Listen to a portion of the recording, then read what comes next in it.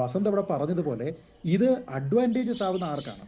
അത് B J പിയേക്കാൾ കൂടുതൽ അത് ഇപ്പോൾ നിലവിൽ തുണയ്ക്കുന്നത് കോൺഗ്രസിനെയാണ്.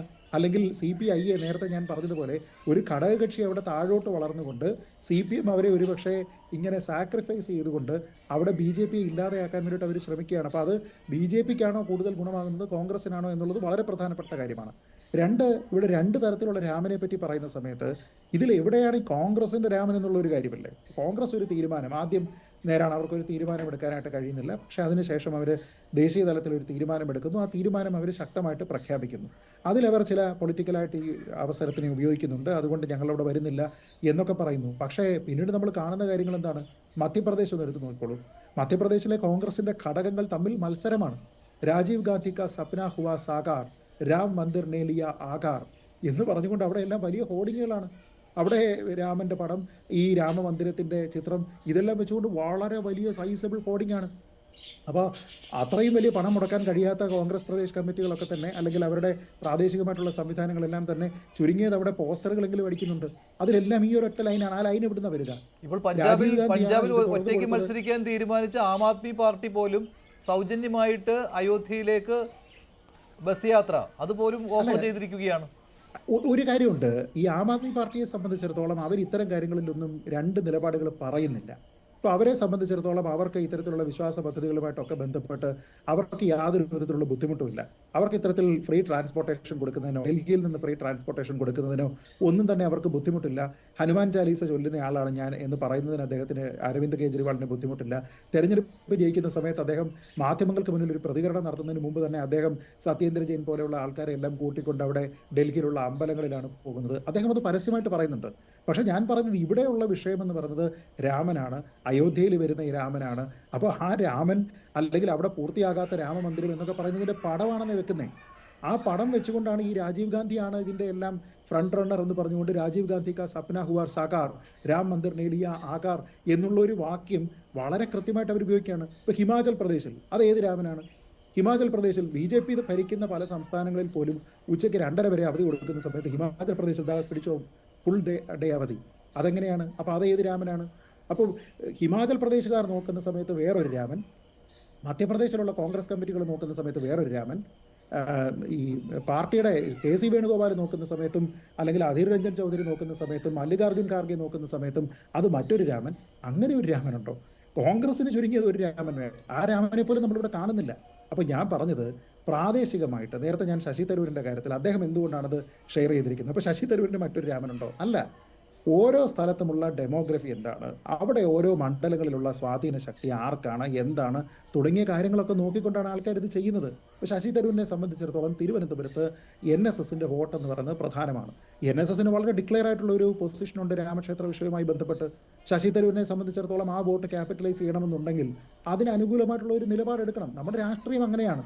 അപ്പോൾ ആരെയും തമ്മിൽ കുറ്റം പറഞ്ഞിട്ടൊന്നും കാര്യമില്ല. നമ്മുടെ രാഷ്ട്രീയത്തിൽ വലതുപക്ഷ പാർട്ടിയാണെങ്കിലും ഇടതുപക്ഷ പാർട്ടിയാണെങ്കിലും ഏത് പാർട്ടിയാണെങ്കിലും മതം എന്ന് പറയുന്നതിന് പൊളിറ്റിക്സിൽ വളരെ വലിയ സ്വാധീനമുണ്ട്. സാധാരണ നമ്മൾ നിർവചനം കഴിഞ്ഞാൽ പൊളിറ്റിക്കൽ സ്പെക്ട്രത്തിൽ അത് വലതുപക്ഷ പാർട്ടികൾക്ക് മാത്രമേ പാടുള്ളൂ. പക്ഷേ കോൺഗ്രസിനും അതുണ്ട്. കോൺഗ്രസ് അത് പറയുന്നത്. ഇപ്പോൾ ശശി തരൂരിൻ്റെത് വ്യക്തിപരമായിട്ടുള്ള വിശ്വാസമാണ് എന്ന് പറഞ്ഞാൽ കോൺഗ്രസിന്റെ എല്ലാ പ്രധാനപ്പെട്ട നേതാക്കന്മാരുടെയും പടം വെച്ചുകൊണ്ട് മധ്യപ്രദേശിൽ വലിയ ഹോർഡിംഗ് അടിക്കുന്നത് എങ്ങനെ വ്യക്തിപരമാകും? സ്റ്റേറ്റ് അവധി കൊടുക്കുന്നത് എങ്ങനെ ഹിമാചൽ പ്രദേശിൽ? എനിക്ക് ഒരു കാര്യം പറഞ്ഞോളൂ. ഞാൻ പറഞ്ഞതെന്ന് വെച്ചാൽ ഈ കോൺഗ്രസിന് എനിക്കൊന്ന് ഇപ്പോഴത്തെ ഈ എന്താണ് ബാബറി മസ്ജിദ് രാമജന്മഭൂമി ഈ ഒരു വിഷയത്തിൽ, ആ വിഷയവുമായി ബന്ധപ്പെട്ട രാമനിൽ കോൺഗ്രസിന് കൃത്യമായ നിലപാടുണ്ടെന്ന് എനിക്ക് തോന്നുന്നത്. അതിൽ ഇപ്പം മധ്യപ്രദേശിൽ ഈ ചിത്രം വെച്ചെന്ന് പറഞ്ഞല്ലോ അതിൽ രാജീവ് ഗാന്ധി അന്ന് ഒരു കോംപ്രമൈസിന് വേണ്ടിയാണ് ശ്രമിച്ചുകൊണ്ടിരുന്നത്. ആ കോംപ്രമൈസ് അദ്ദേഹം വിചാരിച്ചത് ഷബാനു കേസുമായിട്ട് ബന്ധപ്പെട്ട കേസ് മുസ്ലിംസ് ഏതാണ്ട് അവർക്ക് അനുകൂല നിയമനിർമ്മാണമൊക്കെ നടത്തി അവർ സമ്മതിക്കും എന്നാണ് അദ്ദേഹം വിചാരിച്ചിരുന്നത്. അദ്ദേഹം കാര്യങ്ങൾ വളരെ സമാധാനത്തോടെ പരിഹരിക്കണം എന്ന് വിചാരിച്ച ആളാണ്. അപ്പോൾ ആ ഒരു രാമനെയാണ് കോൺഗ്രസ് ഉദ്ദേശിക്കുന്ന രാമൻ. ഇപ്പോൾ ഈ രാമജന്മഭൂമി പ്രശ്നത്തിലൂടെ BJP മുന്നോട്ട് ആ രാമൻ എന്ന് വെച്ചാൽ BJP RSS ഉണ്ടാകുന്നതിന് മുമ്പ് അവിടെ ഈ പറഞ്ഞ കൊളോണിയൽ കാലഘട്ടത്തിൽ തന്നെ ഉണ്ടായിരുന്ന ഒരു പ്രശ്നമാണ്. ആ പ്രശ്നത്തെയാണ് അദ്ദേഹം അഡ്രസ്സ് ചെയ്തത്. അപ്പം ആ രാമൻ BJP ഉദ്ദേശിച്ച ആ ഒരു മൂവ്മെന്റിലൂടെ കൊണ്ടുവന്ന രാമനല്ല. അതിപ്പോൾ പിന്നെ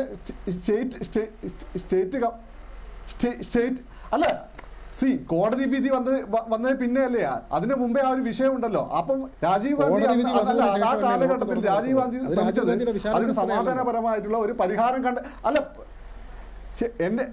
എന്റെ ശ്രീത്തെ ബി ജെ പിയുടെ രാമൻ, കോൺഗ്രസ് റെപ്രസെന്റ് ചെയ്യുന്ന രാമനുണ്ട്. ഈ രാമൻ എന്ന് പറഞ്ഞാൽ ആരുടെയും പൊതു സ്വത്തൊന്നല്ല, ഏറ്റവും ചുരുങ്ങിയ ഹിന്ദുക്കളുടെ പൊതു സ്വത്താണ്, അല്ലെങ്കിൽ ഏതൊരു രാഷ്ട്രീയ പാർട്ടിയുടെ പൊതു സ്വത്തല്ല, ആദ്യം മനസ്സിലാക്കുക. അപ്പൊ ശ്രീജിത്ത് ഞാൻ പറഞ്ഞോളല്ലേ,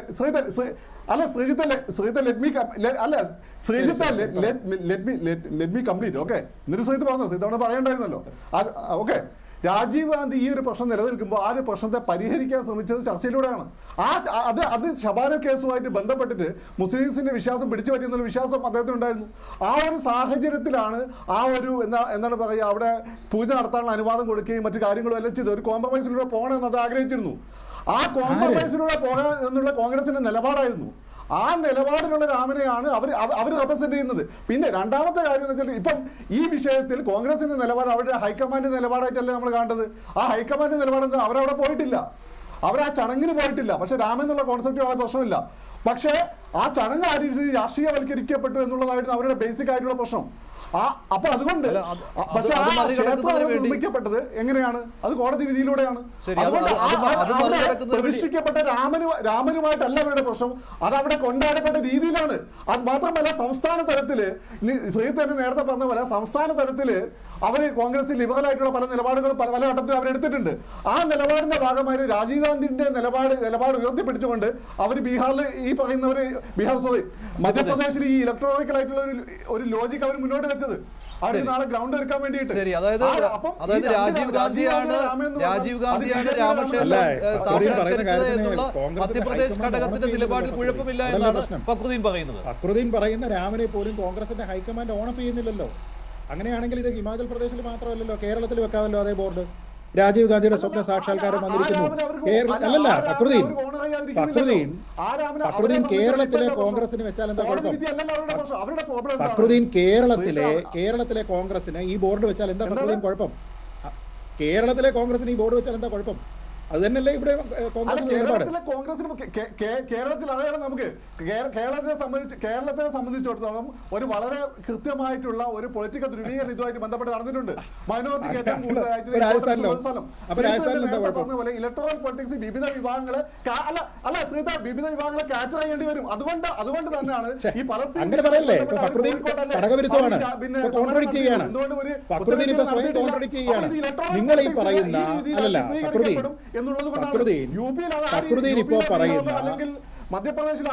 ഫക്രുദ്ദീൻ ഇപ്പോ പറയുന്ന കോൺഗ്രസിന്റെ വ്യൂ എന്തുകൊണ്ട് ഹിമാചൽ പ്രദേശിൽ ലിമിറ്റഡ് ആകുന്നു? ഫക്രുദ്ദീൻ എന്തുകൊണ്ട് ഇപ്പൊ അവർക്ക് അധികാരമുള്ള തെലങ്കാനയിൽ ഇല്ല? എന്തുകൊണ്ട് കേരളത്തിലില്ല? ഞാൻ ചോദിക്കുന്നത് രാജീവ് ഗാന്ധിയുടെ കാഴ്ചപ്പാട് തെലങ്കാനയിൽ വരുന്ന സമയത്ത് മാറും, കേരളത്തിൽ വരുമ്പോൾ മാറും.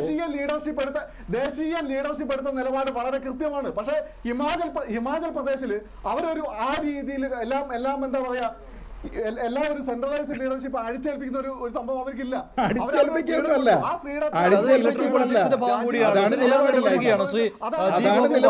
രണ്ടുപേരും പറയുന്ന കാര്യത്തിൽ അല്ല, വൈരുദ്ധ്യം വലിയ രീതിയിലില്ല. പക്ഷേ ഇത് ഇലക്ട്രൽ പൊളിറ്റിക്സിന്റെ ഭാഗമായിട്ട് ഓരോ ഫക്രുദ്ദീൻ പറഞ്ഞ കാര്യത്തിനെ ഘടകവിരുദ്ധമായിട്ട് ഫക്രുദ്ദീൻ തന്നെ ഇപ്പൊ പറയുന്നു. ഫക്രുദ്ദീൻ ആദ്യം പറഞ്ഞതിനെ താങ്കൾ തന്നെ അതാണ് കോൺഗ്രസിന്റെ തർക്കം വേണ്ട. ശ്രീജി ഗോകുമാർ ഞാൻ പറയാം.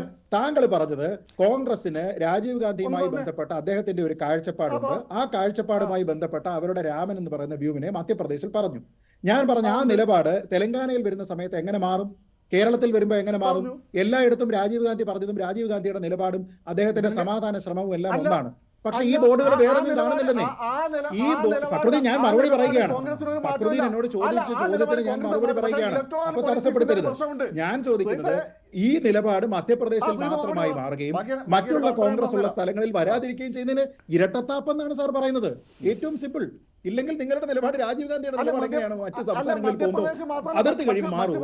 ഇപ്പൊ ശ്രീജിത്ത് തന്നെ പറഞ്ഞ ഹിമാചൽ പ്രദേശിലെ കോൺഗ്രസിന്റെ നേതാവ് പോയി. പിന്നെ ഹിമാചൽ പ്രദേശ് മധ്യപ്രദേശ് മാത്രമേ കോൺഗ്രസ് ഉള്ളൂ. കോൺഗ്രസ് ഹിമാചലിലെ മധ്യപ്രദേശിൽ ഉള്ളതന്നെ. ഛത്തീസ്ഗഡിലെ കോൺഗ്രസ് ഇവിടെ പോയി, രാജസ്ഥാനിലെ കോൺഗ്രസ് ഇവിടെ പോയി. ആ രീതിയിൽ കമ്മ്യൂണിക്കേറ്റ് ചെയ്ത മൈനോറിറ്റിയുടെ കോൺസെൻട്രേഷൻ ആ രീതിയിലുള്ള സ്ഥലത്ത് ഈ രീതിയിൽ രാജീവ് ഗാന്ധിയുടെ നിലപാടാണെങ്കിൽ വേറെ രീതിയിൽ ചിത്രീകരിക്കപ്പെടാൻ സാധ്യതയുണ്ട്. ശരി ശരി ശരി ഞാൻ ഇടപെടുകയാണ്. സമയം കഴിഞ്ഞു, അതുകൊണ്ടാണ്. സമയം കഴിഞ്ഞു. അല്ല നല്ല സംവാദം തന്നെയായിരുന്നു. സമയം കഴിഞ്ഞു, അതുകൊണ്ടാണ്.